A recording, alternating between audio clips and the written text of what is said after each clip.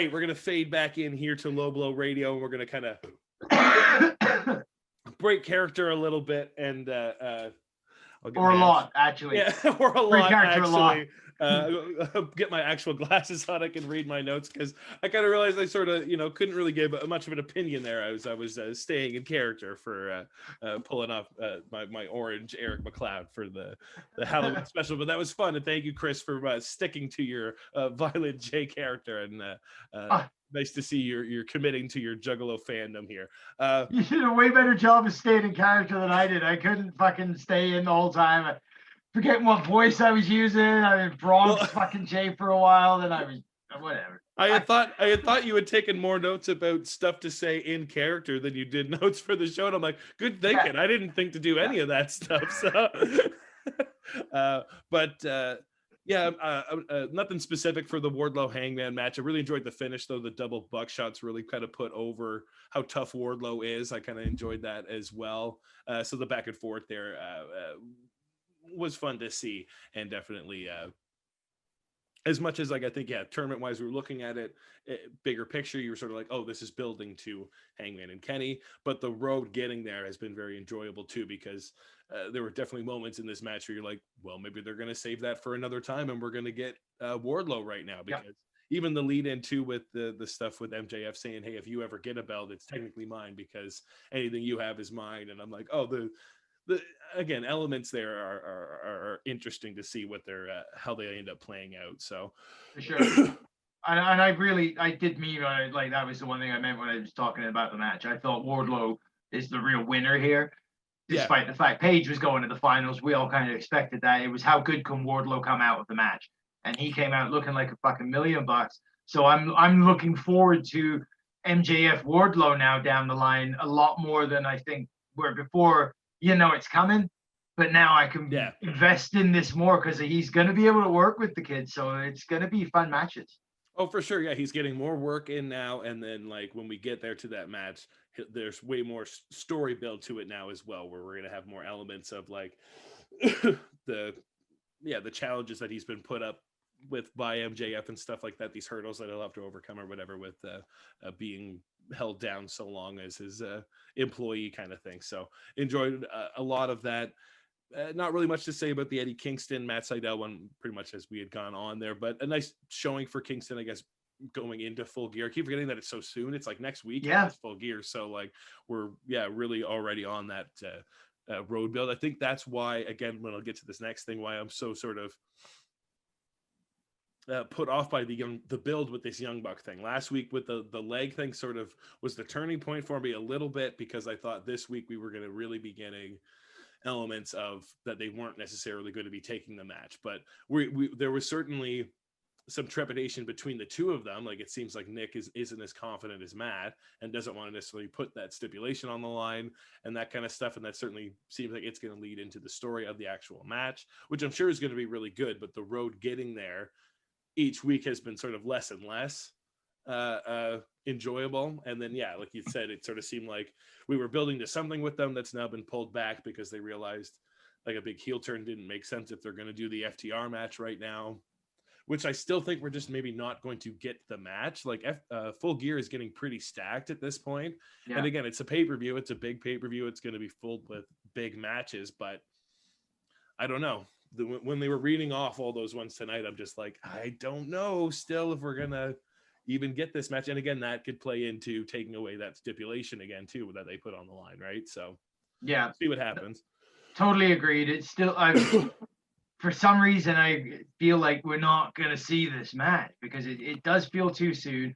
The storyline doesn't feel right. And almost the only way it feels like it makes it all right is if we were never getting this match all along, and this is all just mini build in a much larger build. Yeah, you're using it for the time you actually do get it or whatever. You're like, well, remember that time we almost got it or whatever? You think of it to, like, MMA fights that, had the build and never quite got there. And when they finally do, you're like, I'm nervous until they actually step foot in this ring because there's been so much trepidation and sort of stuff. So if that's going to end up being the story, I'll be, totally fine to unless turn around and agree that that's the case. But right now, I don't know. Unless someone's dad dies of COVID and they fucking retire, right? We never get it like Tony Habib. I don't want to see that. So very true, very true. But yeah, moving on from the promo with them was the town hall bit, which I did enjoy, I think, but I didn't. I don't know. I enjoy it, but again, it's the same as kind of with last week's bit. I feel like there's so much more these guys offer with their promo shit and their in-ring stuff. I'd rather see that used to build one of these big matches, especially since tonight we didn't really get anything for Kingston and Moxley outside of the little promo either. There was no confrontation at all this week leading to the Full Gear shit, right? So I kind of wanted to see it in one of them. I kind of felt like, since we're talking about a match now, maybe, I don't know. And it wasn't like there's reason for conflict either. I don't want to see him suddenly hitting MJF and having reason for friction with Jericho that way. So it makes sense on a build sense, right? Yeah, but it was just like, in the long run, when if all we were getting to is that, like, not only is he trying to enter the inner circle, we're already seeing the tension that he's causing just by talking about wanting to join, the inner turmoil where Jericho's on the fence. Santana seems like he could really care less. He's just happy to have a new jacket, and Ortiz and Sammy are quite more upset for other reasons or whatever, right? So it's interesting to see him already driving that wedge, and then how much further they end up taking that as well. So I enjoyed that, but we could have also just got that from a simple backstage segment with these guys that could have been far more worked out and didn't need the lavishness of a town hall thing. I also get it in an election time in the US. You're playing trying on to again shit, play off of what's going on in the ether of the world and all those kind of things, but I'm gonna say I tend to not be as aware of those things, but I also get where they would be parodying that at this time. So at the end of the sketch, it felt more like it got Eazy-E over again more than anybody else, right? So that's where I end up with like, fuck. Yeah, I agree with you. It could have been done in a different setting that really just focused on where are we going with this? What's our focus? Let's, narrow shit down. The other parts were just more distractions, right? Yeah, like the Luchasaurus stuff, the Brit stuff, and Eric Bischoff as well. So the Team Taz stuff, I think I don't know if they're just keeping this stuff with Will Hobbs going because eventually he is going to be joining up with them, I think, or it's just another big feud with Cage. I hope that it is the fact that he's joining up with them, because if not, it seems weird again that they just keep being like, give us an answer, and him being like, I don't know. And then what are you guys, that seems like an answer, and why would they be looking for more people? And it seems all kind of strange and stuff like that.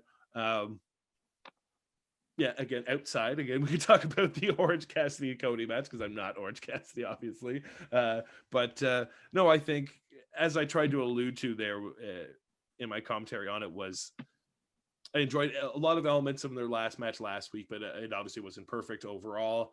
And then there were elements of this one I really enjoyed too. So I think if you would combine the two of them into one match, it maybe would have worked a little bit better. I get that you needed, not even so. I think you could have had all the fun lumberjack elements, but then still had the interesting start that we got last week with the kind of slow build to it or whatever. But I also get where we had to have the more aggressive Cody.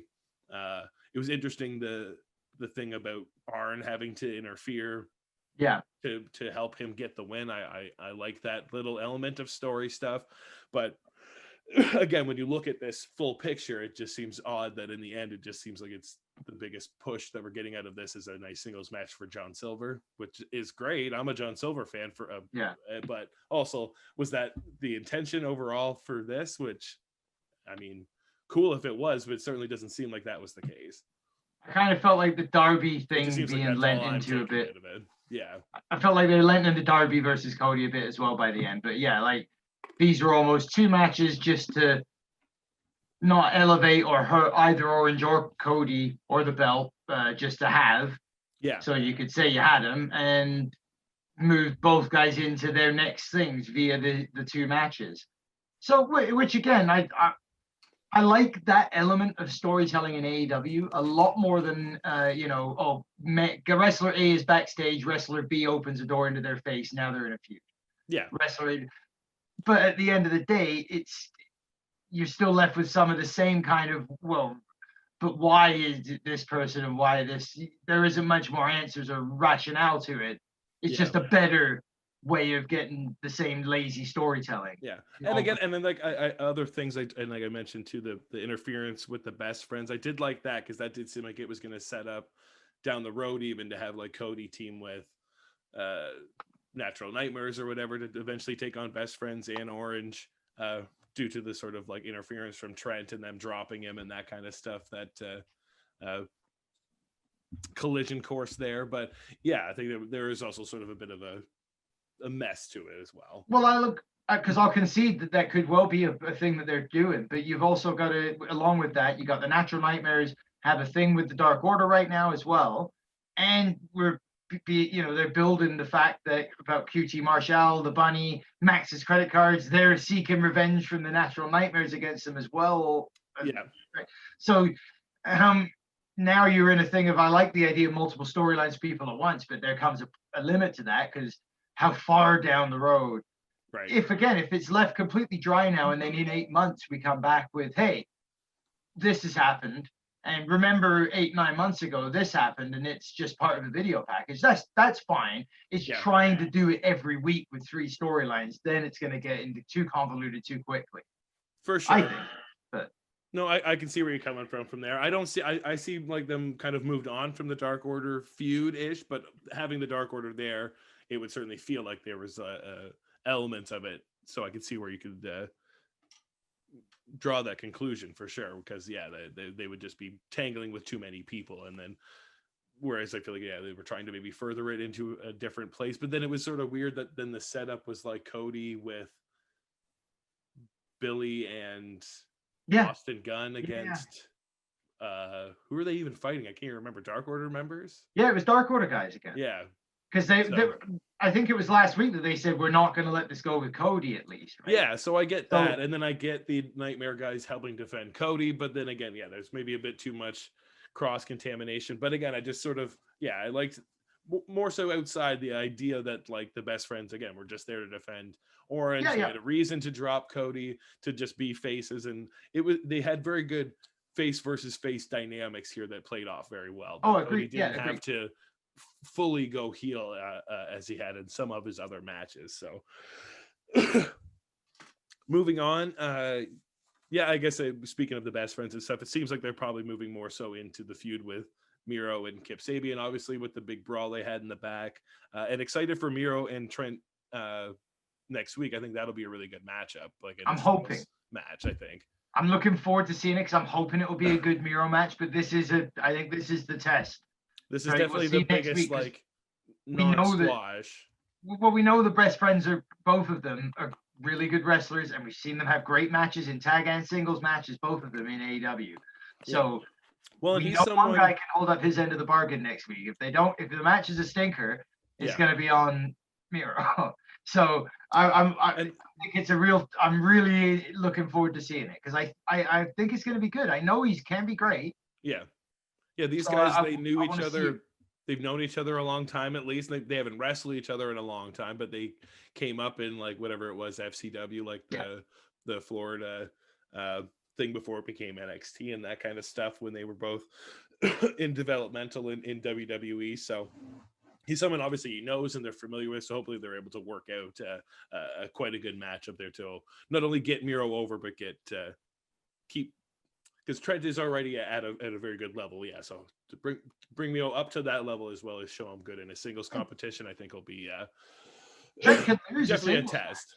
Trent can lose a singles match, and it doesn't do anything against his credibility or respect, because he's a tag team wrestler right now. Yeah. So he's the perfect guy to give a good win to Miro, to have a really good fucking wrestling match, though, where it comes close, it'll be open, but Miro comes through at the end, I think. It's just how, now we gotta watch how it actually plays out in real life and determine from that how good it was. And for sure.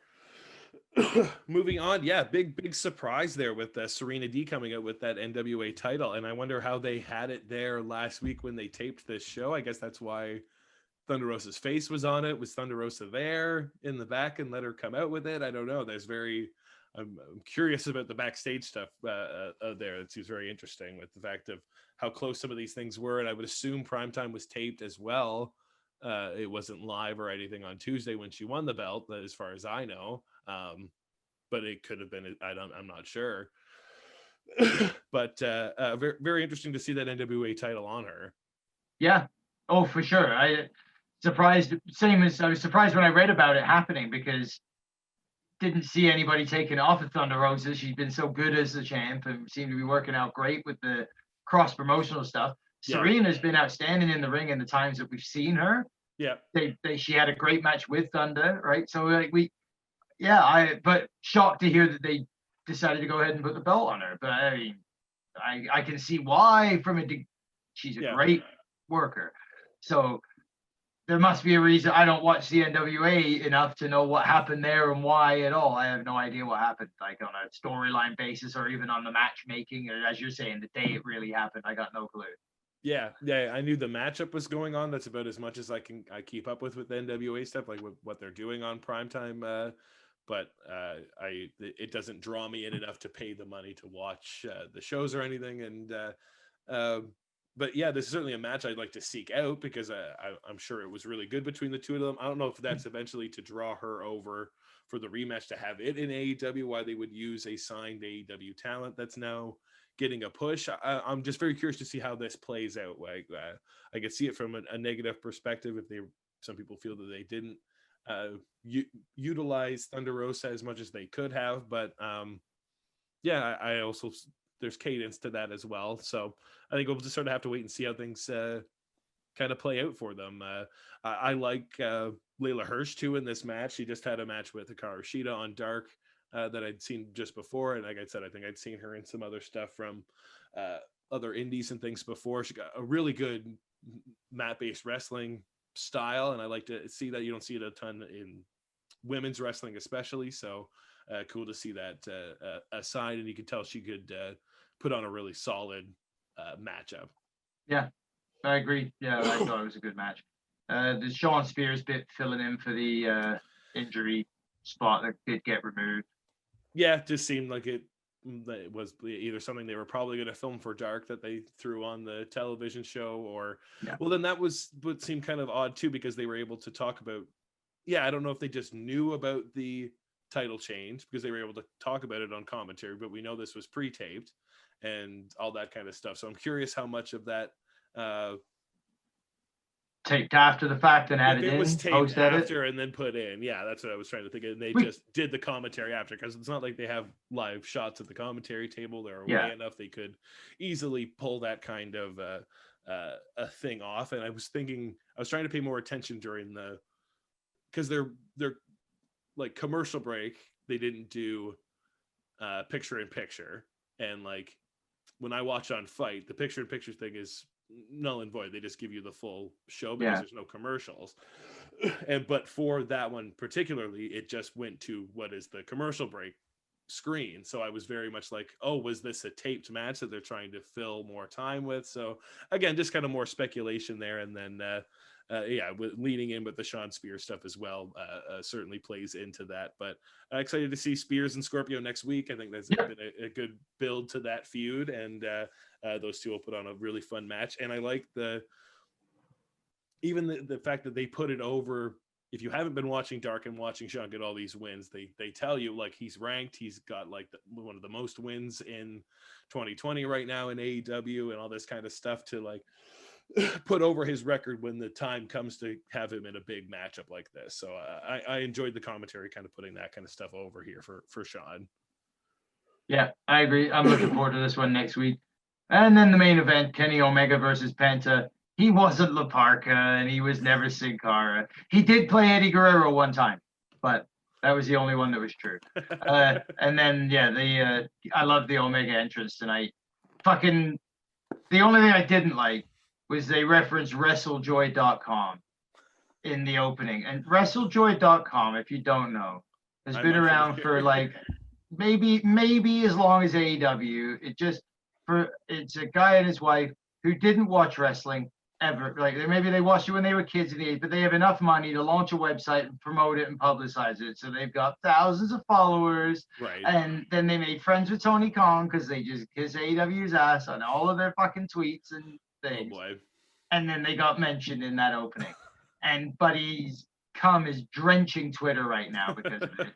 And it's disgusting. Because you're like, dude, if we had half your fucking money, like it's all just promotion. Like that's bullshit. You're not even a fan. He literally, one of their questions like a month ago was, who is this CM Punk guy? Was he actually any good? You're like, dude, you're supposed to run one of the world's credible wrestling sites. You actually had the balls to ask that question and not expect to be shit all over by fans. And the defense against people shitting on them was, we're just trying to bring joy to wrestling.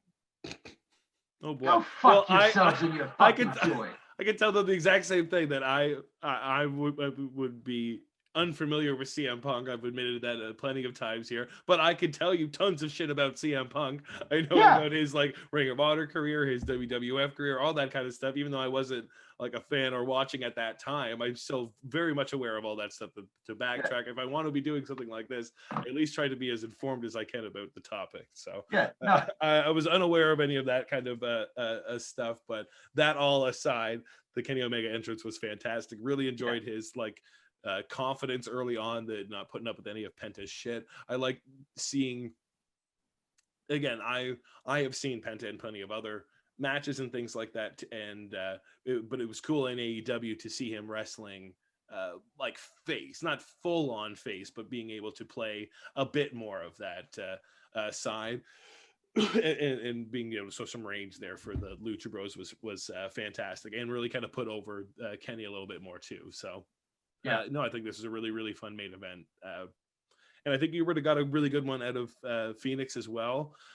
Sure. Different style, I think, for sure. But I think a lot of that same kind of thing where Kenny would have been overconfident at first and then not being able to sort of overcome a bit of the intensity or whatever, same kind of deal. And then, but yeah, Jesus Christ, those V triggers tonight were on par. We're just fucking fantastic. Holy shit. I love the belt shtick at the start with laying the champion to the top. Even just when he revealed that he's wearing it, that was great. And then laying the subtlety of not taking his shirt off right away. Like that's such a Japanese, like I don't take my shirt off unless it's a big fucking match. Like so I enjoyed that sort of subtle touch. Yeah, bringing the belt and tossing it in their faces was really fantastic too. The destroyer move on the outside, I like that. The destroyer on the ramp end, that was nice. I like when you didn't really see it set up. You weren't really quite sure what kind of spot they were going to go for, and then it's nice when Kenny didn't have to like lean too long forward to be like, oh, he's setting up for a destroyer or that kind of stuff. They were nice to sort of play those out pretty fast. Same with the corner stomp spot as well. So hope to see more Penta and Kenny matches down the road. It was sort of unfortunate this one didn't get the build that you would normally maybe get out of two really big stars here, but in a tournament it's always nice to have just sort of one-off matchups like this, and especially one that we were sort of not built to from the match we got last week with him losing to Phoenix, but still putting on a great performance. I think that was fine. We didn't necessarily need to get somebody else in there or to just have Kenny get a bye. I'm glad he ended up still having a match. No, agreed with that too. And sets up the final that I guess we all knew was coming, really. You just, in the suspension of whatever and playing along with the storyline, you're playing along that maybe it wasn't going to happen, but Kenny versus Hangman. And I'm just like, that too. As soon as I saw the graphic too, I was just so much more excited for it than even more so. The build's been nice, but when you finally get that official, like, holy shit, and that's next weekend, like, and then the winner's going to be the next, like, oh my God, this comes down to everything with the fucking Elite right now. These two are fighting each other, like, after the whole year they've been through as tag champs. Like, that's been such a really fantastic story, and the build is, I can't wait to see how it ends up playing out.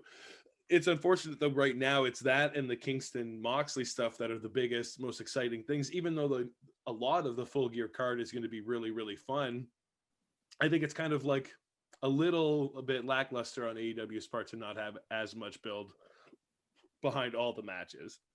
I'm I'm pumped for Jericho MJF, despite how we got there. I am really looking forward to that match, and I think that was a weird takeaway almost for myself. Like I liked last week's one, but I didn't like it as much as some people did. I definitely didn't hate it as much as the fucking haters hated it. Yeah. And tonight's one, I'm probably falling in that fucking gray area again. Yeah. But I know what they could do, so my expectation. But again, I've fucking let myself down and done this to myself before, where I set an expectation level for a match that's at a certain spot. If it doesn't live up to what I'm hoping for from them, then I might really be disappointed and shitty about it. But I don't think they're gonna let me down in the ring. I don't think they will. Yeah, and it's and same with the Young Bucks FTR match too. I don't think I'm putting too high of hopes and stakes on this right now. I do think that they know that there's more to this than meets the eye kind of deal, right? Like there's more to be exposed, more to have play out when we finally get there to this match. Or I could be totally wrong, but I really have a feeling like that isn't the case. But I've certainly been wrong before. But again, that being the case, it does feel like the build to that could. And again, if it isn't the case, if it ends up playing out that they don't, they say they win or whatever, and it is the sort of like dream match that was supposed to take place and all this kind of stuff, you'd be like, oh, and that was the build? Like, nah, that won't feel great either. So I agree with that for sure. I think we get the 7-star Meltzer Classic and the Bucks win the titles, and something will feel off about how we got there. Yeah, so I think that's where I'm just sort of a little bit down, and then especially like I have no interest in Hikaru Shida, Nyla Rose 2. They haven't given us a reason to have any interest in Hikaru Shida, Nyla Rose 2. Nyla's had a few dominant wins on Dark, and then Vicky cut a promo saying she was just going to wait for Hikaru, and it was like, cool. I don't know who's waiting for that match. I don't know what you do with either of these two right now. It's been unfortunate. Like, Hikaru's done what she can in this time as world champion, but it's obvious that they need a change, and maybe new people or something needs to, be a bit of a shakeup here in the women's division for sure. Like we said, we've got like a team like the Nightmare Family with potentially 3 fucking rods in the fire against different opposition, and the female division, which is a smaller division, there's less women there, but there doesn't seem to be any focus on the intermingling of any storylines or anything really, right? Like, Swole doesn't even seem like she's mad at Britt Baker anymore, and that just, I guess it came to a head. But they could have had reason to have that legs a little bit longer, or at least have them stay in each other's rearview mirror while they're moving into the next thing. Yeah, but we're not getting that. So I agree. Yeah, I think that we've no investment in this because there's no investment in this. But for the stuff that there is investment in, like the Kingsland, the Eddie Kingston John Moxley match. Exactly. Like, I'm super invested in that, and I'm super invested in Kenny and Hangman. So like they've done plenty to sell this pay-per-view on me, and all the matchups I think are going to be fantastic. But I also, there's just a little bit of the fact that like some of their other pay-per-views had the build for every match. So this definitely, as far as the caliber of AEW, doesn't necessarily reach it build-wise. I think pay-per-view it'll still deliver, but we'll have to wait and see when we get to Full Gear on the 7th, which is, like next weekend. Holy crap. 9 days. Time flies. Yeah. All right. Well, should we do a little send-off again for this little rapid blow? Not in our not fully in our gimmicks. I'll put my glasses back on at least. Right on. You could listen to us live online on podcasts out of sounder.com, and it'll broadcast all over the internet, and you pick it up from there, motherfuckers. Or you listen on the radio, 88.7 The River FM, if you're in Ontario. If you're not, you tune in online, 887theriver.ca. That's right, and you can always check it out on YouTube. You can like it, you can share, you can subscribe, get in the comments, talk about this fun old Halloween episodes and other things here on the Low Blow Radio podcast channel, and we'll be back with more on Low Blow Radio podcast. Adios, amigos.